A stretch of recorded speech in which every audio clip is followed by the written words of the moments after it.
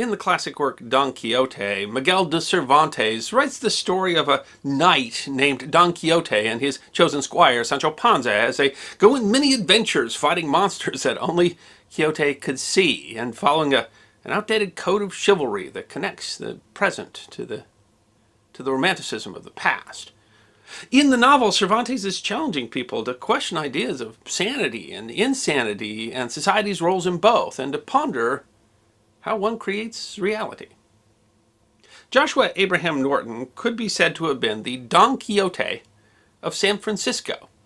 Popularly called Emperor Norton, but self-styled Norton I de Gracia, Emperor of the United States and Protector of Mexico, Norton wandered around San Francisco in the late 1800s, issuing proclamations, his own currency, and receiving many of the benefits of royalty merely by claiming to be royal. Whether he was just a notable eccentric or whether he challenged us all to ponder how one creates reality, the life of Emperor Norton is history that deserves to be remembered. Even during his lifetime, there was disagreement over Norton's date of birth, but it may have been February 4th, 1818. His parents, John and Sarah Norton, may have moved from London to South Africa when Norton was young, but beyond those few details, not much is known of his early years. Sometime between 1847 and 1849, Joshua Norton established a mercantile business for himself in San Francisco. What is now the 13th most populous city in the United States was established by Spanish colonists in June 1776. The California Gold Rush of 1849 caused such a rapid influx of residents that San Francisco, for a time, was the most populated city in the state. In addition to the mercantile trade, Norton also bought and sold real estate. In 1852, he saw an opportunity to corner the market on rice. When China, which was suffering through a famine, banned the export of the product and the price of rice skyrocketed in San Francisco. Norton purchased what he believed to be the only shipment of rice out of Peru for the cost of 12 cents per pound. When further ships carrying rice arrived in San Francisco, the price of rice returned to 3 cents a pound, and Norton couldn't recoup his losses. He tried to void the contract with the rice seller, saying he had been misled as to the type of rice he purchased, and the case made it all the way to the Supreme Court of California, who ruled against Norton. His real estate holdings were sold in an effort to pay his debt, and Norton filed for bankruptcy in 1856. In September 1857, Norton appeared in the public record while serving as a juror on a trial, but after that date he seemed to disappear for a time. When he reappeared on September 17, 1859, it was in style. Dressed in a navy blue military coat with brass buttons, gold-plated epaulets, trousers with a red stripe down the side, and wearing a beaver hat adorned with a plume, Norton burst into the San Francisco Bulletin's news office and declared himself the Emperor of the United States. He asked for an article to be published, which the newspaper did, on a lark. The article read, "At the peremptory request and desire of a large majority of the citizens of these United States, I, Joshua Norton, formerly of Algoa Bay, Cape of Good Hope, and now for the last 9 years and 10 months of San Francisco, California, declare and proclaim myself Emperor of these United States, and in virtue of the authority thereby in me vested, do hereby order and direct the representatives of the different states of the Union to assemble in Musical Hall of this city on the 1st day of February next, then and there to make such alterations in the existing laws of the Union as may ameliorate the evils under which this country is laboring, and thereby cause confidence to exist both at home and abroad in our stability and integrity." When Napoleon III invaded Mexico during the Maximilian Affair in 1863, the emperor added "Protector of Mexico" to his title. Psychologists who have examined Norton's case and the time since his death believe he may have been suffering from a delusional disorder of the grandiose type, a relatively rare mental condition in which someone has an overinflated sense of worth or identity. In San Francisco at the time, there were any number of interesting people roaming the streets. They went by such names as George Washington II, the Gutter Snipe, the Great Unknown, the King of Pain, and the Money King. San Francisco largely embraced their idiosyncrasies, but even among these, the Emperor of the United States was something special. Norton strolled down the streets of San Francisco, inspecting the appearance of public property, streetcars, and policemen. He created his own currency with an imperial seal of his own creation, paying his debts with it. Today, these Emperor Norton bonds are some of the most prized among collectors of currency. A 50-cent bond dated 1878 with his signature sold for $10,500 in 2018. He issued royal decrees of various kinds to address the problems he saw in society, which were then printed in local newspapers. For example, Norton abolished Congress in 1859 because he wrote, "Fraud and corruption prevent a fair and proper expression of the public voice. That open violation of the laws are constantly occurring, caused by mobs, parties, factions, and undue influence of political sects. That the citizen has not the protection of person and property with which he is entitled." When Congress continued to convene, Norton further directed that Major General Scott, the Commander-in-Chief of our armies, immediately upon receipt of this, our decree, is to proceed with a suitable force and clear the halls of Congress. Norton fired Abraham Lincoln for his failure to prevent the Civil War, and also declared the abolishment of the Republican and Democratic parties for their inability to work together. He threatened to execute Emperor Maximilian of Mexico for perceived failings as well. He decreed the seizure of the assets of the First National Bank of San Francisco because the institution failed to cash one of his checks. Norton demanded a bridge to be constructed between San Francisco and Oakland, which eventually would be built beginning in 1933. The Bay Bridge is also unofficially known as the Emperor Norton Bridge, reflecting his royal decree years after his death. A nonprofit organization today is working to have the bridge officially renamed in his honor. Another of his more popular decrees was issued in 1872, in which Norton wrote, "Whoever, after due and proper warning, shall be heard to utter the abominable word Frisco, which has no linguistic or other warrant, shall be deemed guilty of high misdemeanor, and shall pay into the imperial treasury, as penalty, the sum of $25. Those weren't the only fines he levied. The San Francisco Examiner noted in September of 1865 that Norton asserted that if he was not chiseled out of the revenues due him, he would be in the receipt of somewhere in the neighborhood of 50 millions per annum. While he didn't get his millions, the city of San Francisco supported their emperor by providing him with food, tobacco, books, clothing, and newspapers. Local businesses who provided free meals for the emperor were allowed to post a sign that read, "By appointment to the emperor, Norton I." These signs were quite popular with the locals and led to more business for the restaurants that proudly displayed them. Norton led city parades, was given a place to sit on the main platform at local meetings, and attended the state legislature as often as he could. Norton was seemingly unafraid to wade into dangerous situations on behalf of his so-called subjects. In one of the many anti-Chinese riots of San Francisco, Norton placed himself between the rioters and the Chinese, repeating the Lord's Prayer until the groups had separated and everyone was out of danger. Once, as he was on his way to attend a state legislature meeting, the dining car attendant didn't know who Norton was and demanded payment for the meal the emperor had just consumed. Norton threatened to revoke the railroad's franchise. The argument drew the attention of the train conductor, who recognized the local celebrity, and in atonement, the Central Railroad issued Norton a pass which gave him access to rides and meals in perpetuity. He, in return, did not revoke their franchise. Another moment Norton's majesty was challenged was when he was arrested by a private security guard in 1867 and involuntarily committed to a mental institution. The citizens of San Francisco wrote multiple editorials to local newspapers in protest, one of which read, "That he has shed no blood, robbed no one, and despoiled no country, which is more than can be said of his fellows in that line." In response, San Francisco Police Chief Patrick Crowley secured Norton's release. On behalf of the entire police force, Crowley issued an apology to Norton for his treatment. In return, Norton issued an official pardon for the security guard who had arrested him. Following this incident, the police officers of San Francisco saluted Norton when he passed them on the street during his daily inspections. Norton continued his reign unmolested until January 8, 1880, when he apparently suffered a stroke and died at the corner of DuPont and California streets.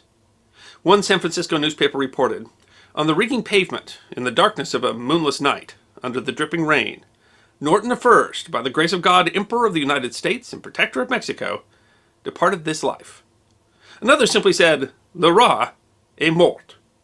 A special dispatch regarding his death, printed in the Cincinnati Enquirer, read, "He was a legacy of early California days to the present generation," and lamented, "Of all the great men of the city who have died in the last few years, not one was so well known on the streets as Emperor Norton." In his former room at Eureka Lodging House, local officials discovered a small amount of American currency and worthless stock certificates.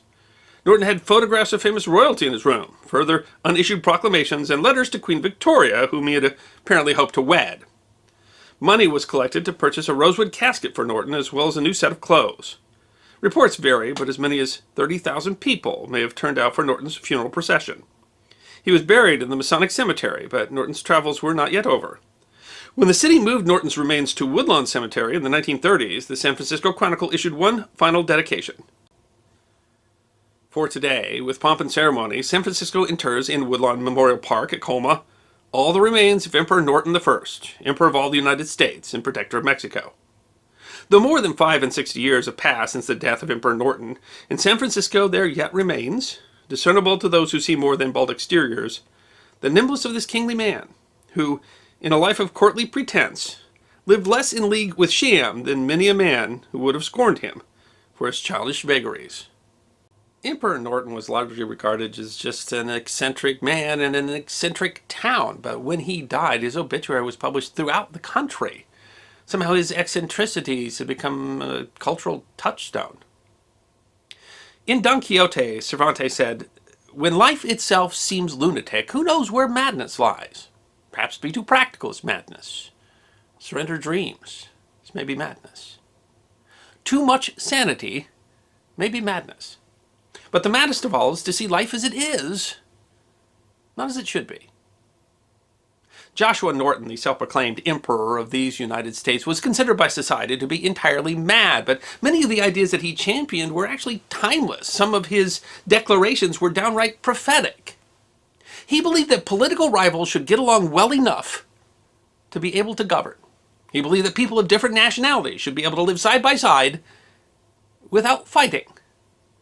If only we all had such a spark of madness, so that we could see life as it should be, and not just as it is.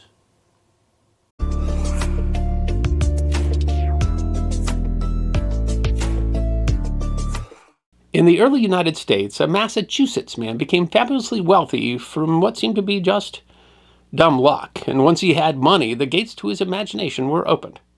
Though he was barely literate, he wrote a well-selling and famous book, and despite his poor education and eccentricities, he seemed to stumble from one profitable venture to another. His legendary luck, or possibly brilliance, has become wrapped up in folk tales that had him successfully selling coal to coal towns and mittens in the tropics. The life of Lord Timothy Dexter, King of Chester, best in the East and the greatest philosopher in the Western world, deserves to be remembered. Timothy Dexter was born in Malden, Massachusetts on January 22nd, 1747 or 48. According to the Dexter genealogy published in 1904, he was the son of Nathan Dexter and Esther Brintall. The Dexter family had first come to Massachusetts in the 1640s, when Richard Dexter and his family arrived from Ireland. Timothy was poorly educated, said to have abandoned school at the age of 8 to work. He was literate, but his writings are famous for their poor spelling and unique grammar. He worked first for a farmer in Malden for 6 years before being apprenticed to a leather worker. When he was 20 or 21, he set out from Malden to Newburyport, 30 miles north. Arriving there between 1767 and 1769, he had only a little money, by his own account, $8.20. He worked as a leather worker, opening a shop he called the Sign of the Glove. By January 1770, he was able to buy real estate for £59, evidence that he had already become a moderate success. Shortly after his arrival, he married Elizabeth Frothingham, a widow 9 years his senior. Her husband had died June 1st, 1769, and sometime within the next year she had married Timothy Dexter. Elizabeth was modestly wealthy from her first marriage, which was for the poor boy from Malden his first taste of money. According to William Cleves Todd, a Dexter biographer, Elizabeth was a frugal woman who kept a huckster's shop that added to the family income. A huckster shop sold small sundries like fruits, sweets, or tea. Elizabeth had 4 children from her previous marriage, and she and Dexter had 2 more, Samuel in 1772 and Nancy in 1776. Dexter was interested in going up in the world and pestered the local town officials for an appointment, until they finally granted him a position, informer of deer. This would have made him a kind of game warden. Oddly, according to contemporary records, there were no deer in Newburyport. Still, he was duly given the office, 12 years in a row. One taste of money was not enough for Dexter, and he began a career of speculation, likely examining ship cargoes and buying what he thought might make money if he resold it. At the beginning of the Revolution, Newburyport became a center of privateering, which made many wealthy, though there is no evidence that Dexter directly participated. Instead, he had a different scheme. In 1775, the new Continental Congress began issuing money to pay for the war, including paying the army. The Continental dollars were a disaster, becoming so caught up in inflation and poor policy that they soon became almost valueless. They were only worth 1/40th of their face value by 1780. By 1781, the money was worth so little that it stopped being used as money. There was, however, some small value in the bills in speculation, and Dexter, copying numerous others, began buying up the bills in huge numbers at next to nothing prices, collecting enormous piles of the stuff. In 1790, Alexander Hamilton sought to secure the new country's creditworthiness by paying for the debts incurred during the Revolution. Among his other financial plans, the government agreed to redeem the worthless Continentals at 1% of their face value. For men like Dexter, who had bought the things at rock-bottom prices, even that 1% represented a large haul, and by the 1790s, Dexter was a bona fide member of the upper class. By wealth, anyway. With his rough manners and poor upbringing, Dexter was never fully accepted by the genteel and sophisticated upper class. He tried his best to imitate their lavish lifestyles, buying the Tracy Mansion in Newburyport. He sold his leather shop shortly after, and collected large collections of paintings, books, and furniture as well, in the vein of his wealthy heroes like Thomas Jefferson and George Washington. Samuel Knapp, who was old enough to remember Dexter, claimed that Dexter was a poor caretaker for some truly wonderful specimens. Curtains and counterpanes, which had once belonged to the Queen of France, were covered with unseemly stain, offensive to sight and smell. Dexter and his son Samuel kept up in their revels in the best apartments in the house, trashing the place and using it as a kind of brothel. Servants complained that Dexter spit tobacco on the floor. It's worth noting that, along with the rest of his legends, some of his biographers seem to have been biased against his rough manners, and maybe some of the worst comments should be taken with a grain of salt. Dexter was already a source of entertainment. In 1794, he posted advertisements in town to mankind at large, seeking a white devil, or a black one, or a copper one, or a blue devil, who had broken his windows. He added that he can't ride without much grinning, apparently referring to people laughing at his gaudily painted carriage. Stories of his eccentricities abound. Toward the end of his life, he bought a hairless dog, which he liked to walk in town. One historian wrote that the dog was as remarkable among his species as his master was among men. It was impossible to approximate, even to a suspicion, his pedigree. One later author speculated that it was a Mexican hairless dog. He was reported to throw coins to young boys who would shout, "There goes Lord Dexter," as he passed. He had a large collection of clocks, and Samuel Knapp reports that he named the ones that behaved best. When Louis XVI was killed in France in 1793, he bribed the church sextons to ring church bells and gave an impassioned speech on behalf of the dead king to the crowd that gathered. A history of Newburyport reports that Dexter appointed Jonathan Plummer his poet laureate, giving him a small salary, a suit of livery, a large cocked hat, a gold-headed cane, and induced him, by shrewdness and flattery, to write occasionally for the newspapers of the day verses in praise of his patron. His luck was legendary. His financial blunders, without fail, turned into fortunes. Once the recorder said he was having a boat built, and the carpenter asked him for more stays. Confusing the nautical term for ropes, he instead went to Boston and bought a large amount of whalebone, used to make stays in corsets. Instead of losing money, his purchase drove up the cost of whalebone in Boston, and he sold it back at a profit in Boston days later. Another version says that the broad skirts with whalebone became popular afterwards, allowing him to sell at a premium. He apparently repeated his ruse when he could find articles that seemed scarce. Possibly his most famous blunder was when an acquaintance advised him to sell warming pans in the West Indies. Warming pans were long-handled pans that could be filled with coals to heat a cold bed, useless in the sweltering Caribbean. But Dexter would laugh last when the pans were sold at a profit to sugar manufacturers as ladles. He claimed to have sold thousands of Bibles in the Caribbean for huge profits. Many of these stories lack historical confirmation in the form of records, but records do show that Dexter bought several ships, including the Mehetabel in 1790 and the Congress in 1792. Many of the tales were also clearly in circulation while Dexter was alive. William Cleves Todd thought that most of the stories Dexter told about how he got his money were simply the creation of his own brain, a great joke worthy of Mark Twain. Dexter claimed to have 9 tons of silver on hand, remarkable sum that another biographer, John Marquand, suggests was a mistake. He argues that Dexter equated the British pound sterling to be equal to a pound of weight. He also supposedly sent wool mittens and stray cats to the Caribbean, which became unlikely successes when Asian merchants bought the mittens for export and the cats offered a solution to rats. At one point, it was suggested that he shipped coal to Newcastle, an idiom which meant to do something pointless, as Newcastle was a center for coal mining. His ship supposedly arrived, however, just at the moment of a general strike, and the coal was sold for profit. Among things we have evidence for, he was a supporter of the Essex-Merrimack Bridge Company, which alleviated congestion over the Merrimack River. He bought over 100 shares in the company and made long dividends on his ownership. He gave a speech at the grand opening of the bridge, which some called nonsense and others thought was actually given in French. He acquired a lion for a time and kept it in his yard and charged 9p for people to see it. He offered to build a brick building to replace the town's aging Market Square at his own cost if the town would call it Dexter Hall, but the offer was rejected.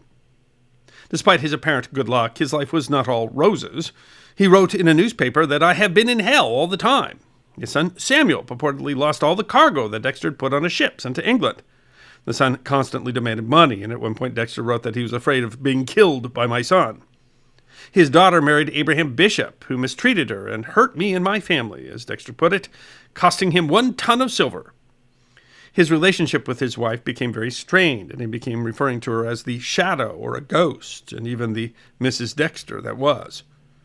On December 10th, 1795, he published a letter in the newspaper to those well-known blackguards that he had proof of who had broken into his house and stolen several bank bills.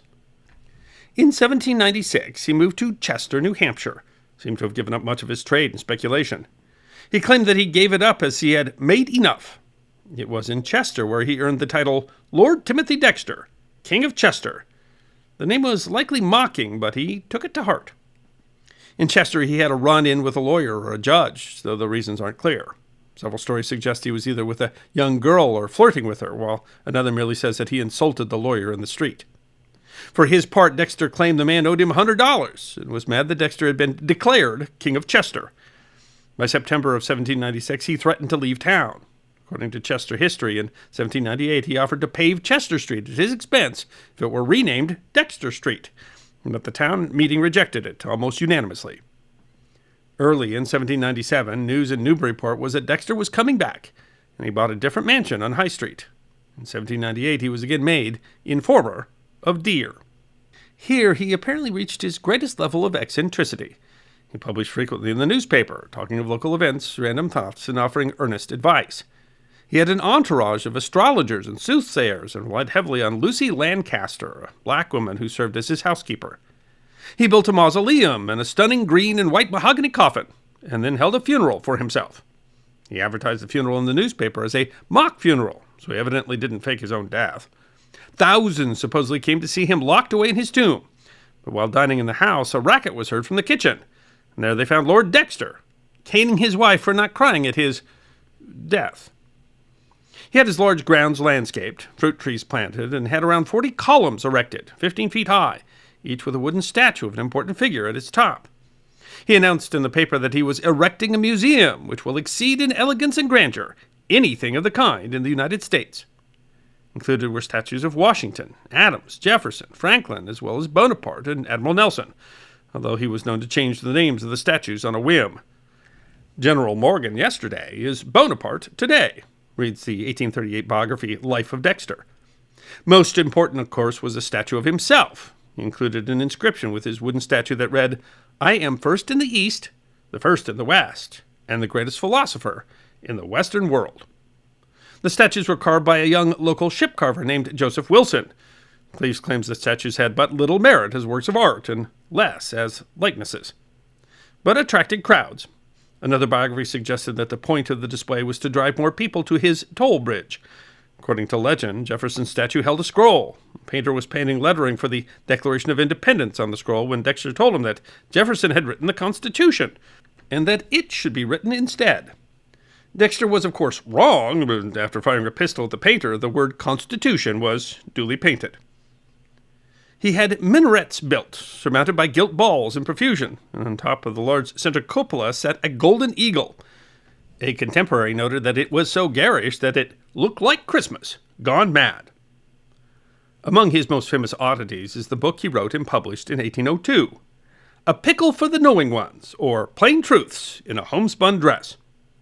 The book, typical of Dexter, is meandering, contained descriptions of his statues, stories of his life, and what can only be described as wild ravings. The Newbury Herald described it as a jumble of letters promiscuously gathered together. He includes in it an outline for a Parliament of Nations, alongside thoughts on local politics and a dissertation on the character of the devil. Perhaps most peculiar, the book is completely devoid of punctuation. Despite being savaged by critics, the book was given away for free at his mansion and evidently had multiple print runs. Dexter called it a little amusement to mankind at large.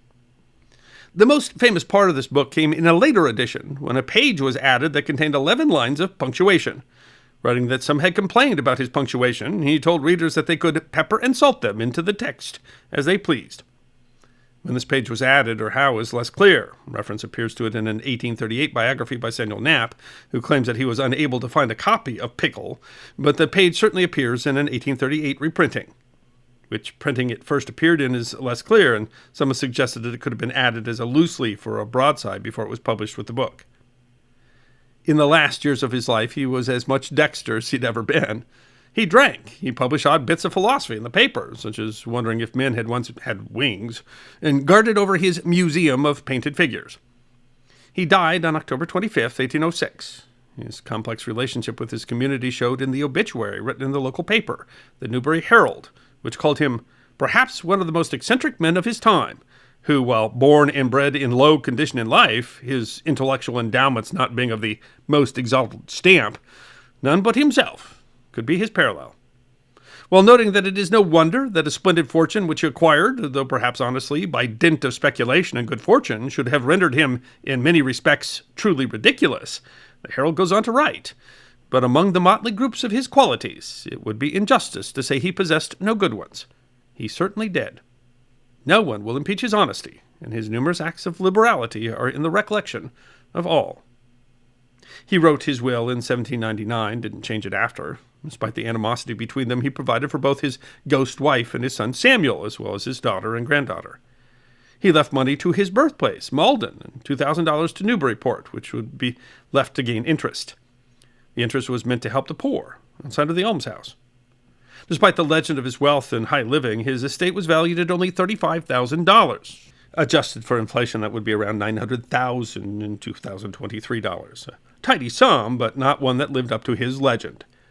His wife died in 1809, and Samuel only 3 months later. Only Nancy lived long after, dying in 1851. In 1815, a great storm destroyed most of the columns and knocked down the statues, many of which were sold or destroyed, and only one is known to have survived intact and has been restored, a statue of William Pitt. Other remnants of decorations remain, including 5-foot carvings of peace and plenty that were sold at auction in 2013. The Tracy Mansion is now a library, while the mansion where Dexter's statue stood has been restored, although it was gutted by a fire in 1988. Stories of Timothy Dexter's exploits and successful business ventures have been chronicled in many biographies and local stories, although not all the legends seem to be true, and it's difficult to discern truth from fiction in the life of Timothy Dexter. Questions about his brilliance, or lack thereof, have abounded since his death, and whether he was a savvy businessman or just extraordinarily lucky is, well, still an open question. He seems to have understood and encouraged his own legend in his own time, preferring, as the Newbury Herald put it, to be infamously famous rather than not famous at all. And what we have left is a man whose life story seems to have nearly disappeared inside his larger-than-life story, although exaggerations, when well remembered, become history themselves. As one historian put it, no one today can know for sure when and where Timothy Dexter was laughing at his audience, or where eccentricity ended with him and senility began.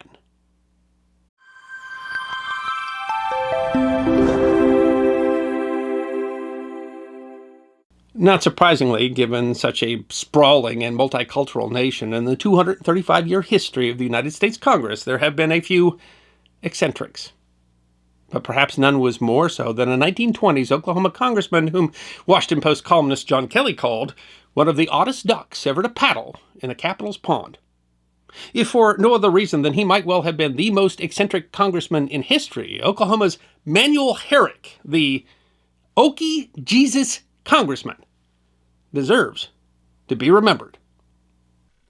The United States election of 1920 was certainly going to be one for the history books. The 19th Amendment to the Constitution had been ratified in August, making the election of 1920 the first nationwide election in which women had an equal right to vote. But it was also a dynamic time in American politics. President Woodrow Wilson, who had won the vote in 1912 and again in 1916, was losing popularity after the end of the First World War. Wilson's own ambition to be nominated again in 1920 had prevented some of the more popular members of his party from actively campaigning, and relatively unknown Ohio Governor James Cox had required 44 ballots before finally being nominated at the convention. On the Republican side, the split that had crippled the party in 1912 had largely been healed, and Ohio Senator Warren G. Harding had been nominated on a ticket of return to normalcy. In Oklahoma, 42-year-old Manuel Herrick had filed to run in the Republican primary in Oklahoma's 8th congressional district. Comprising much of north-central Oklahoma, the 8th district was Oklahoma's wealthiest district and solidly Republican. The candidacy of Mr. Herrick wasn't taken seriously. The district was represented by popular five-term Congressman Dick Thompson Morgan. Known affectionately as Uncle Dick, Morgan was considered such a shoo-in that no serious Republican candidate had chosen to file against him. And the Democrat, C.H. Hyde, was considered, the newspaper the Perry Republican wrote, a ticket filler with no hopes of election.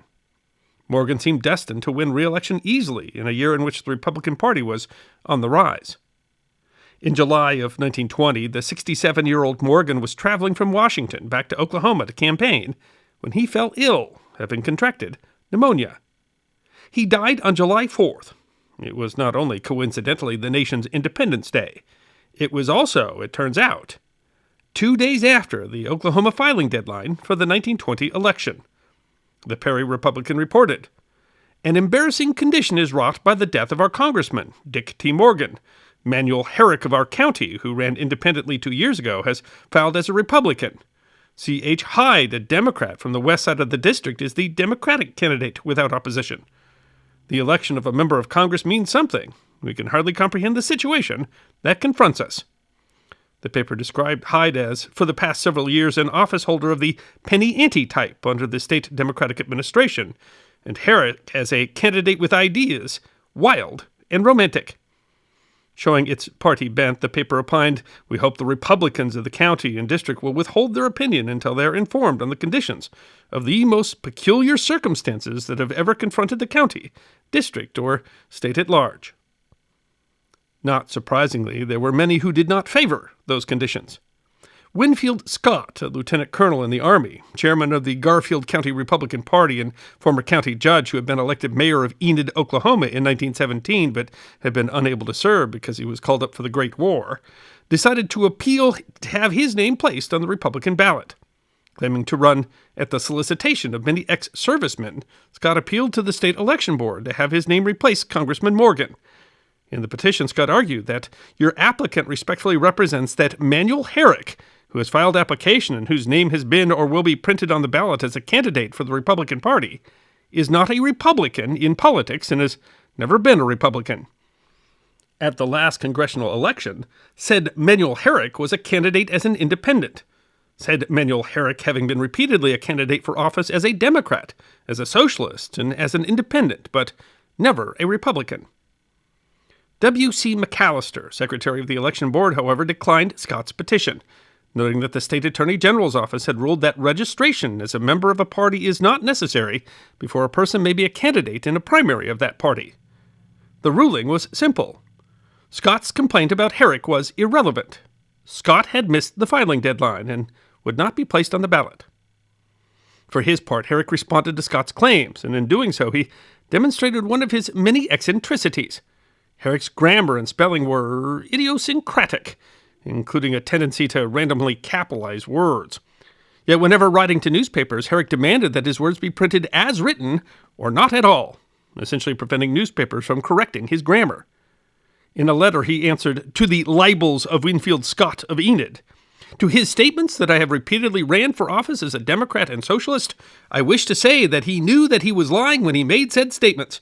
And furthermore, I will withdraw from the ticket if it can be proven that my name ever appeared for any Democrat or Socialist ticket for any office in the state of Oklahoma. Herrick proclaimed that I am a calloused-handed farmer. Do not care who knows it.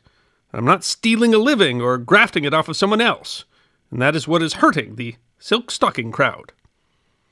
But the issues with Herrick went beyond Scott's claim of party switching. When he ran to represent the district as an independent in 1918, Herrick had received just 56 votes. Herrick was not a typical politician, but rather a well-known eccentric. The Oklahoma City Daily Oklahoman explained, "The town of Perry has at first refused to take him seriously. People delight to tell of his eccentricities and of the practical jokes the boys of Perry have played upon him." This certainly showed in his style. The Oklahoman explained that long flowing hair and whiskers were features of Herrick's makeup until a few years ago. And as to clothing, his taste ran to hats of extravagant dimensions and to garments of unparliamentary cut. The Oklahoma City paper Harlow's Weekly wrote that if the voters of the 8th Congressional District were to see Manuel Herrick or hear him speak for 5 minutes or see his photo in the newspaper, they would overwhelmingly vote against him as a representative of our district. The paper described him as an agitator of the worst type, without a single constructive ideal. Certainly he did himself no favors in his campaign. The Oklahoman said of him, "His conversations may not have much mercy on the king's English, so far as conventional pronunciation is concerned, but it shows an acquaintance with terms of many syllables and imposing sound." In fact, it seemed that Republicans, still hoping to retain the district, hoped for a front porch campaign. As the Oklahoman explained, as soon as Herrick leaves his front porch, his campaign is blown up. To curb Herrick's fondness for speaking has been one of the major problems of Republican campaign managers this year, the paper writes. But he was arguably even more eccentric than his unconventional rhetoric made him sound, starting with the reason that he'd gone so long without cutting his hair. The Oklahoma Historical Society writes, rather astonishingly, largely self-educated, Herrick believed that he was Christ and became a preacher, although no church would accept him. The Herricks were so in awe of their son that they would walk several steps behind him. This self-belief that he was literally the Savior reborn is how he earned the title, the Okie Jesus. And if that wasn't strange enough, Ray Hill of the Knoxville Focus explains, when he was 17 years old, Manuel Herrick was arrested for attempting to rob a train in Oklahoma. A court of law adjudged him to be insane and promptly sent him to an asylum. That is, the Republican nominee in the 8th District in 1920 wasn't just a self-educated farmer who dressed and spoke oddly, and wasn't just a man who, Harlow's Weekly wrote, has made no success of his personal business, barely earning a living, and wasn't even known only for bizarre, prolonged arguments in court with his neighbors. He literally thought himself to be the Son of God, and he had been legally committed as insane after robbing a train. And just in case people were confused as to his eccentricity, shortly before the primary election, Herrick went missing, only to show up in Wichita, Kansas, where he had been arrested. The Kansas City Post explained that he had showed up at the Wichita employment office seeking 3 days' work, and had become so agitated when told that there could not be a 3-day job, that he had been arrested for breach of the peace. He told the paper that he was trying to conceal himself from acquaintances until after the election because they bother me so much. He complained that people were trying to induce him to quit the race, going so far as to offer him $50,000. He was released to friends, but continued his campaign. Certainly voters had their doubts. The Oklahoman notes that even running unopposed, Herrick received only 7,216 votes in the August primary out of some 14,000 Republican votes cast. Nearly half the voters, apparently, chose to leave the congressional space blank rather than vote for Herrick. Simultaneously, another special election was being held to fill the remainder of Morgan's term from November to March. And as that had come later, that race allowed other Republicans to file. Running in that field against presumably many who would have run for the next term had they known that Morgan was not going to fill his seat, Herrick came in 5th. Where Herrick is well known, the Oklahoman writes, few could be found to admit that they expected to vote for him. But his candidacy was not as feeble as it sounds. For one, he had changed his appearance, cutting his long hair and biblical beard, The Oklahoman writes, Herrick at present, however, is smooth-shaven and goes so far in the way of town dress as to wear a coat and trousers that match, and a necktie. The rumor at Perry is that the new clothes were presented to him within the last few weeks by Republican friends. The Oklahoman worried that many Republican voters in the district were unfamiliar with Herrick and planned simply to vote a party ticket. Moreover, there was a scandal in the Democratic ticket. While the lackluster ticket filler C.H. Hyde had been the only Democrat on the ballot at the time of the filing deadline, a more palatable candidate, Zach A. Harris of Blackwell, had managed to have his name added, winning the nomination. Secretary McAllister told the Oklahoman that Harris had given me a signed application to be placed on the ticket as a candidate, but had told me to hold it until he should notify me whether to file it officially or not. On the day before the filing period closed, Harris told me by telephone not to file him as a candidate. A friend of Harris called the next day to tell him to file, but McAllister didn't take the friend's word as authoritative and did not file the papers. After Morgan died, however, Harris sued to be placed on the ballot, winning the argument in the Oklahoma Supreme Court. Republicans, who had been denied their own attempt to place a more credible candidate on the ballot, saw the decision as playing favorites and cried foul. In any case, the Oklahoman noted, it would be difficult for Harris to win in the heavily Republican district, made even more difficult by the addition of the female vote, which seemed to lean Republican. For his part, Herrick answered the charges of eccentricity in his own way, writing, My enemies have spread the report that I am an eccentric, until some of my friends believes it. Now I wish to say to the public that in a way it is true. I am an eccentric because I believe in the single standard of morality, and a great many men don't. I am now appealing to the Christian men and women to stand by the man who had the courage to fight for moral reform when the same was exceedingly unpopular. And demonstrating that Mr. Herrick was not entirely ignorant of the game of politics, he finished by referencing the scandal over placing Harris on the ballot, saying, I wish to remind the electorate that I did not burgle the election board and break in on the ticket by mandamus proceedings, like my Democrat opponent did. The election was held November 2nd, and turned out to be a rout for Republicans. Harding won easily, and Republicans picked up 63 seats in the House of Representatives, securing more than 90% of the seats outside the solidly Democratic South. It was the largest Republican majority of the 20th century, and the greatest number of Republican seats in the House to this day. In Oklahoma's 8th Congressional District, the Clinton-Oklahoma Custer County Chronicle reported, the long term goes to the eccentric Manuel Herrick of Perry, the unusual nominee who beat Zach Harris decisively in spite of Herrick's evident unfitness for national office. In Congress, Herrick did not disappoint. The Philadelphia Evening Public Ledger wrote of him, eccentricity is not a crime in Congress. It's something of an asset to some men. There are men who wear their hair long about the ears. There are members who bring their lunch. There are millionaires and paupers and slim men and fat men, tall men and short men, bald men, men who shout, men who whisper, and men who chew tobacco. Men who flirt with the galleries, noisy men, gumshoers, scholars, statesmen, demagogues, all kinds of men in Congress, and many of them eccentric. But Herrick surpasses them all for sheer eccentricity, for capacity to do things differently and do different things. Herrick is unapproached. Described as one of the best storytellers in Congress, he once shut up another congressman whom he thought was taking too much credit by saying, I just been wondering if the case of the gentleman ain't parallel to the case of the flea that sat on the axle of the wagon and said, Oh, what a devil of a dust I'm a-raisin'. He was best known, however, for a bizarre scandal in which he had written amorous letters to 54 beauty pageant winners, establishing a sort of contest to marry him. He later claimed that it was all part of a plan to demonstrate the need for a bill he sponsored to ban beauty pageants. Another time, he secured a ride on an Army airplane circling the Capitol, billing himself as the world's greatest aerial stunt-flying congressman. Despite his antics, however, the Encyclopedia of Oklahoma History and Culture writes, Herrick generally heeded the Republican Party line, and although he worked diligently for his constituents, his good work was overshadowed by his eccentricities and by his lack of knowledge of the governmental process. True to form, Herrick flew his own airplane to campaign stops in his 1922 re-election bid. And after one crash, Kelly wrote in the Washington Post, he quipped, I may be a nut, but I'm going to be a hard one to crack. Herrick failed to secure the Republican nomination in 1922, and continued to fail, running unsuccessfully in 1924, 1926, 1928, and 1930. Herrick continued to make the news from time to time. In 1930, he was sentenced to 6 months in jail when he was caught operating a still in Connecticut, which was sort of odd for someone who had run as a moral reformer. In 1933, he moved to California, where in 1948 he once again ran for Congress, again unsuccessfully. And in February 1952, one of the oddest ducks ever to paddle in the Capitol's pond managed one last stunt. While walking to a mining claim that he owned in the Sierra Nevada mountains, he disappeared during a snowstorm.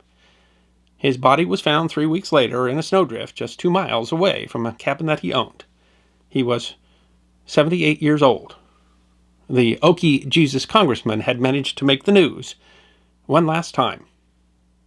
Kelly concluded, "Sometimes I wonder if people today live as interesting lives as people did 100 years ago." I hope you enjoyed watching this episode of The History Guy, and if you did, please feel free to like and subscribe and share The History Guy with your friends. And if you also believe that history deserves to be remembered, then you can support The History Guy as a member on YouTube, a supporter on our community at Locals, or as a patron on Patreon. You can also check out our great merchandise shop or book a special message from The History Guy on Cameo.